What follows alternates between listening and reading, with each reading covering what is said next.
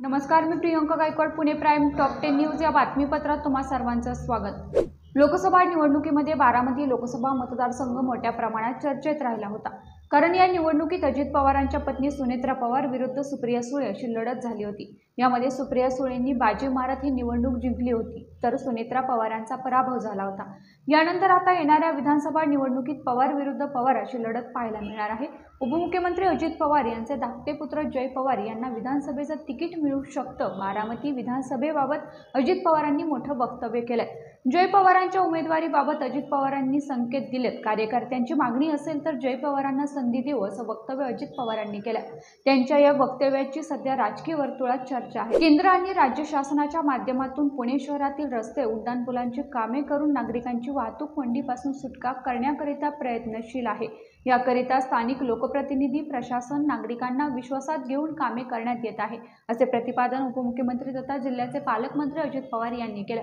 पुणे महानगरपालिकेच्या वतीने सिंहगड रस्त्यावरील राजाराम पूल चौकात उभारण्यात आलेल्या नवीन उड्डाणपुलाच्या लोकार्पण 15 ऑगस्टला करण्यात आलं. या प्रसंगी ते बोलत होते. रात्रीच्या वेळी दुकानाचं शटर उचकून आत शिरून चोरी करणाऱ्या सराईत गुन्हेगाराला पकडून कोंढवा पोलिसांनी चोरीचे 3 गुन्हे उघडकीस आणले आहेत. त्याच्याकडे पोलिसांनी चौकशी केल्याने त्याने 2 मित्राच्या साथीने कोंढवा आणि सिंहगड पोलीस ठाण्याच्या हद्दीत शटर उचकून चोरी केल्याचं मान्य केलंय. ही कारवाई 14 ऑगस्टला करण्यात आली असून अमोल अवचरे असं आरोपीचं नाव असून आरोपीकडून 1,17,600 रुपयांचा मुद्देमाल जप्त करण्यात आलाय. देशभरात स्वातंत्र्य दिन मोठ्या उत्साहात साजरा होत असताना पिंपरी चिंचवडमध्ये महापालिकेच्या स्वातंत्र्य दिन समारंभात एका दिव्यांग व्यक्तीने पिंपरी चिंचवड महापालिका आयुक्त शेखर सिंह यांच्या शासकीय 4चाकी वाहनाच्या काचा फोडल्या आहेत. दिव्यांग व्यक्तीवर महापालिकेकडून अन्याय होत असल्याच्या रागातून हा प्रकार घडल्याचं प्राथमिक माहिती समोर आली आहे. रमाई योजनेअंतर्गत घराची मागणी करत आहेत, मात्र ते अद्यापही मिळालेले नाही. तसेच या व्यक्तीच्या टपरीवर महापालिकेकडून अतिक्रमण कारवाई करण्यात आली आहे. घरकुल निधी दिला जात नाही, त्यासोबतच पालिकेच्या रुग्णालयात उपचाराची तत्परता दाखवली जात नाही असे आरोप केलेत. मात्र अद्याप आयुक्तांकडून कोणतीही प्रतिक्रिया देण्यात आलेली नाही.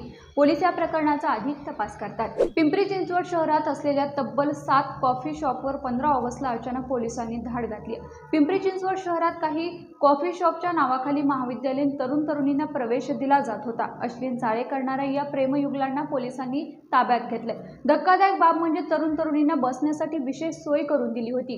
कॅफे शॉप मधील प्रायव्हेट कंपार्टमेंटमध्ये बसण्यासाठी महाविद्यालयीन तरुणांकडून प्रत्येकी तासाला 200 ते 500 रुपये इतका शुल्क आकारला जात होता. पोलिसांनी या अश्लील कृत्याचा अड्डा उद्ध्वस्त केला असून कारवाई करत 7 कॅफे चालकांविरोधात गुन्हा दाखल केला. पुणे सोलापूर महामार्गावर अपघाताची मालिका सुरूच आहे. अशातच हवेली तालुक्यातील लोणी काळभोर MIT कॉर्नर येथे आज 16 ऑगस्टला सकाळी 11:15च्या सुमारास तिहेरी वाहनांचा विचित्र अपघात झालाय. या अपघातात 3 ते 4 जण जखमी झाले असून त्यांना खासगी रुग्णालयात उपचारासाठी दाखल करण्यात आले.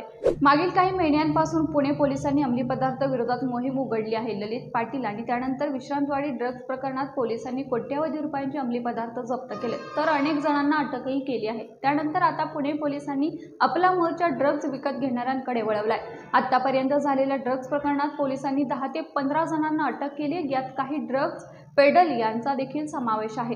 त्यांच्याकडे करण्यात आलेल्या चौकशीतून ड्रग्ज विकत घेणाऱ्यांची नावे देखील समोर आली आहेत. तर ड्रग्ज विकत घेणाऱ्या 119 जणांची यादी पुणे पोलिसांच्या गुन्हे शाखेने तयार केली. यातील प्रत्येकाची पुणे पोलीस चौकशी करणार असल्याची माहिती समोर आली आहे. राज्याचे उपमुख्यमंत्री अजित पवार हे आज पुणे दौऱ्यावर होते. आज 16 ऑगस्टला सकाळी अजित पवार यांनी रविवार पेठेतील एका सोन्याच्या दालनाचे उद्घाटन केले. उद्घाटन झाल्यावर शेजारीच असलेल्या माहेश्वरी मंदिरामध्ये अजित पवारांनी दर्शन घेतलं. यावेळी मंदिराच्या प्रवेशद्वाराजवळ असलेला कचरा आणि अस्वच्छता पाहून अजित पवारांनी मंदिर समितीच्या सदस्यांना चांगलं सुनावलं आहे. त्याचबरोबर मंदिरात बांधलेल्या तारा आणि बाकी गोष्टींवरून देखील अजित पवार बोलले आहेत. इतकं सुंदर मंदिर आहे, हे काय चाललंय? बाहेर आल्यावर घाण दिसली.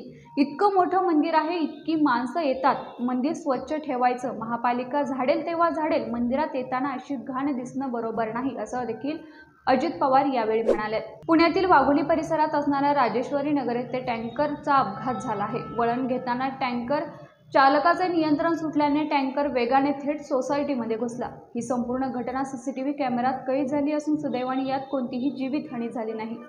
रांजणगाव औद्योगिक वसाहतीमधील महाराष्ट्र एन्व्हायरो पॉवर लिमिटेड या कंपनीच्या प्रदूषणाविषयी आणि वाढीव क्षेत्र रद्द करण्यासंदर्भात सरकारने ठोस भूमिका घ्यावी यासाठी निमगाव, भोगी, शिरूर ग्रामीण, अण्णापूर, करडेलवाडी, सरसवाडी, ढोंग, सांगवी, अहमदाबाद या ग्रामस्थांच्या वतीने 28 ऑगस्टला रांजणगाव गणपती मंदिरासमोर पुणे नगर महामार्गावरती रस्ता रोको करण्याचा इशारा ग्रामस्थांनी दिला. निमगाव, भोगी येथील हनुमान मंदिराच्या सभामंडपामध्ये कंपनीच्या प्रदूषणाविषयी झालेल्या संयुक्त बैठकीत हा निर्णय घेण्यात आलाय. पुणे प्राईम टॉप 10 न्यूज या बातमीपत्रात इथेच थांबतोय. मात्र तुम्ही पाहत राहा पुणे प्राईम न्यूज.